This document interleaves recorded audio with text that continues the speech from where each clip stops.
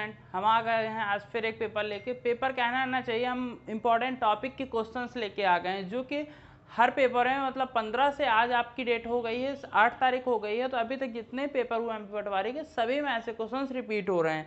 तो वो हम क्वेश्चंस लेके आपको समझाने वाले हैं। जो जो इम्पोर्टेंट क्वेश्चन हमको अभी तक मिले हैं पूरा 15 तारीख से अभी तक के, तो वो सारे क्वेश्चन हम लेके आए हैं। जो जो इम्पोर्टेंट क्वेश्चन है वो हम कराने वाले हैं आपको।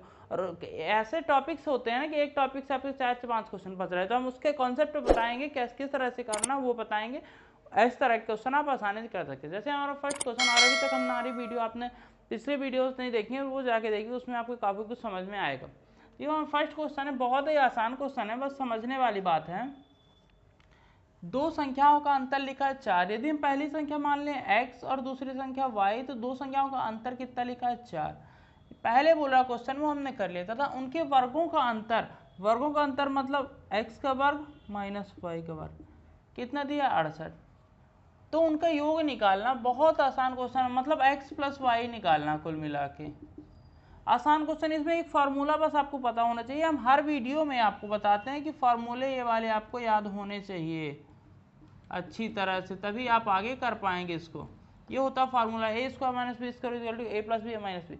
बस इसी पे हमको वही फार्मूला अप्लाई करना। तो ए की जगह इसमें एक्स है, बी की जगह वाई, तो हम करेंगे एक्स प्लस वाई और एक्स माइनस वाई। ये हमारा फार्मूले में कन्वर्ट हो जाएगा। इसको ये हमारा एक्स माइनस वाई की वैल्यू हमारी दी हुई है 4, तो हम वैल्यू रख देंगे X plus Y into 4 is equal to 68। तो ये आ जाएगा X plus Y is equal to 68/4। तो ये आ जाएगा 4 एकम 4 4 7 28, मतलब 17 आ जाएगा इनका योग। यही तो निकालना था हमने, देखिए यही तो निकालना था। एक्स प्लस वाई वही संख्या, उनका योग क्या आ रहा। इतना आसान क्वेश्चन था, आसानी से आप क्वेश्चन को सॉल्व कर सकते थे। बहुत इजी क्वेश्चन, बस आपको कॉन्सेप्ट समझना है। कई बार आ जाता है कि ये उसका अंतर ना दे के योग दे देता है, तो भी आपको इसी फार्मूले का यूज करना। एक तो वर्ग देगा ही, दूसरा या तो ये दे सकते हैं, ये दो में से कोई एक चीज देगा, एक चीज पूछेगा। इस तरह क्वेश्चन घुमा घुमा के आते हैं, बहुत ईजी रहते हैं, उसमें कुछ रहता नहीं क्वेश्चन में, आसानी से उन क्वेश्चन को आप कर सकते हैं। अब हम बताने वाले अगला क्वेश्चन जो कि बताएंगे कि किस तरह से आप उस क्वेश्चन को, उस तरह के यदि क्वेश्चन आ जाए पेपर में, आप किस तरह से करेंगे। स्टूडेंट्स, ये हमारा दूसरा क्वेश्चन है और सिंपल इंटरेस्ट है, मतलब साधारण ब्याज पे क्वेश्चन। बहुत ही आसान क्वेश्चन है, इसको आप नॉर्मल फार्मूले से भी लगा सकते हैं। जो हमारा होता है आपको पता ही होगा, सिंपल इंटरेस्ट का फार्मूला जो होता है मूलधन गुणे दर गुणे समय बटे 100, ये होता है हमारा फार्मूला। इस फार्मूले का यूज कर सकते हैं, लेकिन एक प्रॉब्लम आपके पास आएगी इस फार्मूले का यूज करने से पहले कि 4 वर्ष 2 माह दिया हुआ है। इसको आपको पहले सॉल्व करना होगा। जब तक ये नहीं कर पाएंगे आप, तब तक आगे नहीं बढ़ पाएंगे क्वेश्चन में। इस फार्मूले पे आपको केवल टाइम चाहिए, वो परफेक्ट टाइम चाहिए आपको। 4 वर्ष होता तो आसानी से आप निकाल लेते, लेकिन आपको यदि बोल रहा है कि 4 वर्ष 2 माह, तो आप कैसे निकालेंगे। सिंपल, तो पहले क्या दिया है हमको, सॉल्व करने जाएंगे हम। तो क्या करेंगे, मूलधन कितना दिया है हमारा, मूलधन पी से डिनोट करते हैं, तो 4000 दिया हुआ है। दर कितनी दी है हमारी, जो ही परसेंटेज में दिया होता है वही हमारा दर, इसी को रेट बोलते हैं। कितना 7% है। समय दिया हमारा टाइम, टी से डिनोट करते हैं 4 वर्ष और 2 माह। तो वर्ष तो ठीक है हम रखेंगे, लेकिन इस माह को हम वर्ष में हमको कन्वर्ट करना पड़ेगा, तब हम साथ में सॉल्व कर पाएंगे। जब माह को वर्ष में कन्वर्ट करेंगे तो हमारा क्या आ जाएगा, इसको हम 2/12 लिख देंगे। 12 से हम भाग कर देते थे क्योंकि हमारे 12 महीने होते। टोटल हम करेंगे तो 2 1 कम 2, 2 6 12, तो हमारा क्या हो जाएगा समय 4 1/6। इसको हम और सॉल्व करते हैं, 6 को 24 1 25/6 वर्ष। ये हमारा कुल समय आ जाएगा आसानी से। अब आप इस फॉर्मूले से आसानी से सॉल्व कर सकते हो कौन सा क्वेश्चन जो है सिंपल इंटरेस्ट निकाल। क्या है देखिए, मूलधन कितना दिया 4000, दर 7, समय 25/6 और 100 100 में है। ये 100 किस में है, 100 में है, मल्टीप्लाई में। सॉल्व कर दीजिए अब इसको, 2 0 2 0 पहले तो एक कट गए। अब आगे हम बढ़ेंगे तो क्या आएगा हमारा, इसको 2 से कट करें तो 3 आएगा, इसको 2 से कट करें तो 20 आ जाएगा। और 3 से कटेगा क्या, उसको 6 नहीं कट रहा 3 से। तो अब आएगा हमारा डेसिमल में, तो पहले हम कर लेते हैं मल्टीप्लाई। तो 20 7 होगा 140 गुणे 25/3, ये आएगा। आगे हम सॉल्व करते हैं, तो 3 से तो हम कट नहीं रहा, 12 20 नहीं कट रहा।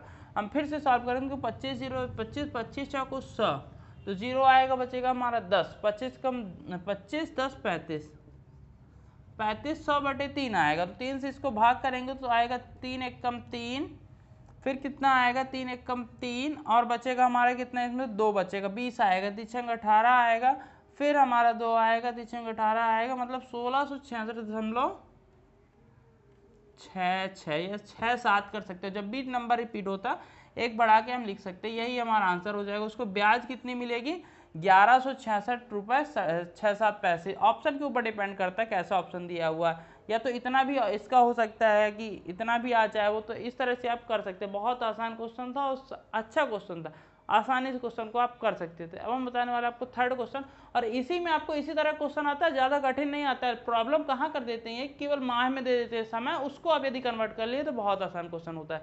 इसी तरह से क्वेश्चन हम करवाने वाले हैं। अगले टॉपिक भी क्वेश्चन होगा जो कि अलग टॉपिक होगा, उस पर हम बताएंगे किस तरह के उस पर क्वेश्चन आते हैं, किस तरह के आपको करना चाहिए उस क्वेश्चन को। स्टूडेंट्स हमारा थर्ड नंबर क्वेश्चन है, बहुत ही आसान क्वेश्चन, अच्छा क्वेश्चन। जैसे कि हम बताते हैं कि हमारा एलसीएम और एचसीएफ का एक क्वेश्चन आता ही है, वो भी किस फार्मूले पे, ये भी है कि फार्मूला भी इसमें ये यूज होता ही है, चाहे जो भी क्वेश्चन आपका आ जाए। LCM into HCF is equal to first number into second number, ये फार्मूला यूज होता ही है कहीं ना कहीं इन क्वेश्चंस में। यदि एचसीएफ एलसीएम का आपका क्वेश्चन आया भी बारे में, देखिए ऐसा ही ये क्वेश्चन है, बहुत ही आसान क्वेश्चन। बोला दो संख्याओं का एचसीएफ कितना दिया है, HCF first and second number क्या दिया है 6, एलसीएम क्या दिया हुआ है, एलसीएम दिया हुआ आपको 216, उनका योग दिया हुआ मतलब संख्याओं नंबर्स का योग 222। अब क्या उनके व्युत्क्रमों का योग क्या होगा, बहुत आसान क्वेश्चन है। हम नंबर्स को ए बी ही मान सकते हैं, कुछ भी मान सकते हैं, तो इन नंबर्स के व्युत्क्रमों का योग निकालना बहुत आसान क्वेश्चन होगा। हम इसको ए मान लेते हैं, नंबर जो नंबर हमारे हैं वो ए बी मान लेते हैं, कंफ्यूज मत होइएगा, है ना, ए बी सॉरी, ये नंबर से। अब देखिए हम व्युत्क्रम बोल रहा है, तो व्युत्क्रम मतलब 1/a हो जाएगा नंबर, प्लस 1/b हो जाएगा। इनका पूछ रहा है क्या, योग पूछ रहा है व्युत्क्रम का, तो इसको सॉल्व करेंगे तो a प्लस बी होगा, तो ए बी आ जाएगा, एलसीएम ऊपर आ जाएगा b प्लस ए या a प्लस बी कुछ भी लिख सकते हैं, है ना, तो ये आ जाएगा आपका। अब देखिए कि b प्लस ए प्लस बी का वैल्यू हम लोग क्या लिए है 222 बटे में ए बी, मतलब इन दोनों संख्याओं, जो भी दो संख्याएं थी उनका गुणनफल निकालना। तो गुणनफल को पता नहीं है, लेकिन गुणनफल के बराबर हमारा क्या होता है, एलसीएम इंटू एचसीएफ होता है, ये हमने पहले ऑलरेडी लिख चुके हैं।